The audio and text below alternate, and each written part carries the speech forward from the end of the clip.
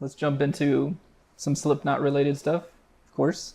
I was reading in a Loudwire interview that Sean from the band had that when you guys, I guess, were determining numbers in the band, you wanted to be zero because you said, I am not a number, I am zero, I am filth. So following this, I saw you had an interview with Brass Knuckles late last year.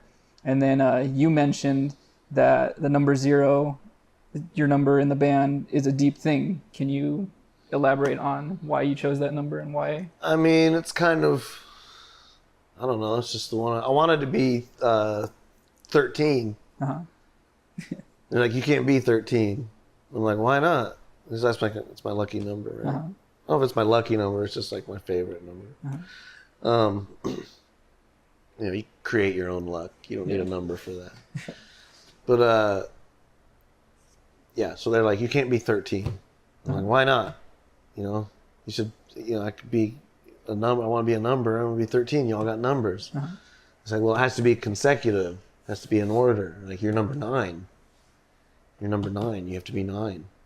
Mm-hmm. I'm like, what if I don't want to be 9? Like, well, it has to be in order. You have to be 9. I was like, yeah, but I want to be 13. Uh-huh. Like, you can't. So I just stopped for a second. I want to be 0. I'm 0. And they're like, what? And I'm like, what?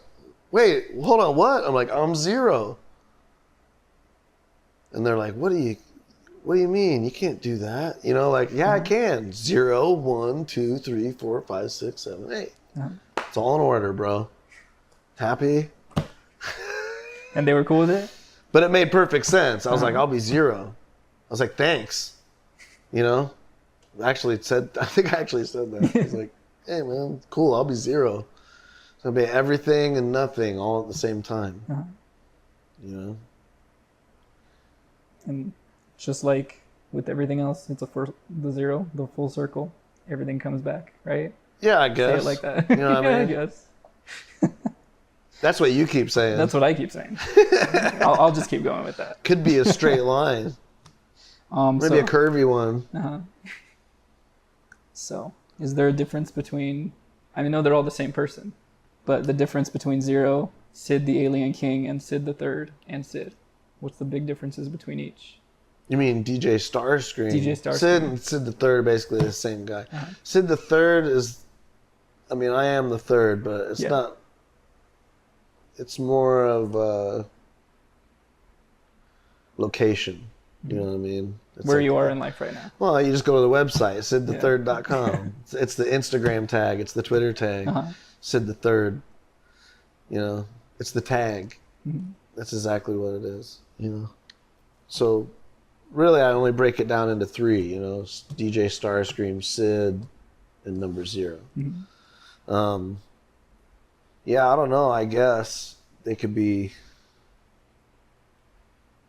They're vastly different. You know what I mean? DJ Starscream stuff is came out of jungle, pre-drum and bass jungle. So it was hard and glitchy and noisy, and hard stepper stuff and roughneck stuff with the reggae influence, and scratching. Mm-hmm. Wild scratching.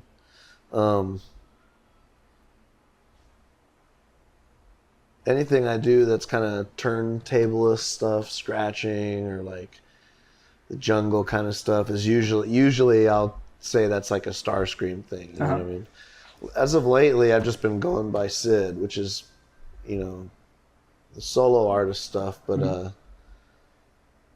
it's just easier. You know what I mean? Starscream has almost become like a ghost. Uh-huh. You feel me? He's still around. He can still interact with the physical world, but he's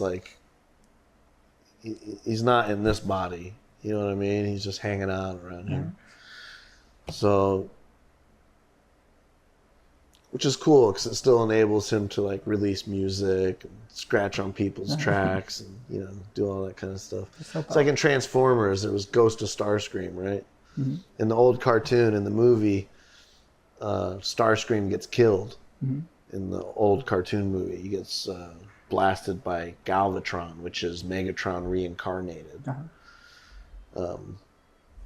He kills him, and then in the TV series cartoon after the movie, he comes back as a ghost and starts possessing people's bodies. It's pretty cool. That's pretty cool. Like, he like possessed people in the cartoon and to make them do fucked up shit, and then he would leave their body and they'd be like, what happened? Yelling at the dude for doing the shit. And he'd be like, what are you talking about? I didn't do that. Like, yes, you did. You know, it's hilarious. So that's kind of like the mode that he's in right now. You know what I mean? Gotcha. He can still do shit, but he's like, you know, he's just kind of having fun. You know what I mean? Sure. And that's like, you know, I started doing jungle in like 94, 95. So it's like, I've been at that for a long, long time. You know 20 what I plus mean? years. Yeah, you know what I mean? He kind of makes his own schedule now. You know what I mean? He's just out drifting around and just, that's what he does, drift. The Slipknot thing is like, you know, that guy gets pulled in like a calculator. You know what I mean? It's like someone's doing the math and then plus this and divide by that, the square root of and equals 0. You know, pops up on the screen. Here I am. So, you know, it's a crazy machine. Yeah. You know, it's like its own living, breathing thing. You know what I mean? But you kind of just get magically pulled into that when it's time to do it. You know what I mean? No worries. So that character almost just doesn't have a choice. You know what I mean? It's like he's getting sucked into that. You ever seen Evil Dead 2? No, not 2. I've seen 1. No. Have you seen Army of Darkness? No, I haven't seen those 2. Damn. Saw the original and then I saw the remake. That's it right now. The book opens this portal in both those movies. It'll open this portal and basically Ash gets sucked into it. And he ends up in a different place and time or whatever. Place and time, yeah. That's like Slipknot. That's You get sucked into that, right? Yeah, it's just here it comes and it's like, and you're like, fuck, man, I can't even run from that. Someone's going to open the book soon, though, right? You can't even run from that thing, you know what I mean? The book's always open. Yeah. You know? It was open before fucking anybody in this fucking time looked at it. So speaking of that... That's a fucking movie. We're talking metaphors. Speaking of that... I'm just saying it's magnetic like that. You know what I mean? Like, it's got this energy, you know, and it just... I mean, you could call it a Babbitt's atom, like a spinning vortex. You know what I mean? And the faster it moves, and then, you know, it starts spinning down here, and it's like, and all this shit out here don't fucking budge. You know what I mean? But as it starts to move, and then the whole thing starts to move, and then slowly all these parts kind of get caught in the drift, and then they all start to spin with it, and they get faster and faster and faster. And then it's like, humming, you know what I'm saying? Like right down to this fucking, like a spaceship, you know? And then it'll blast it out just like the vortex of the Babbitt's atom, and it'll throw all the shit and the dirt and everything everywhere back out again, you know what I mean? That takes about 3 years. Like, you know.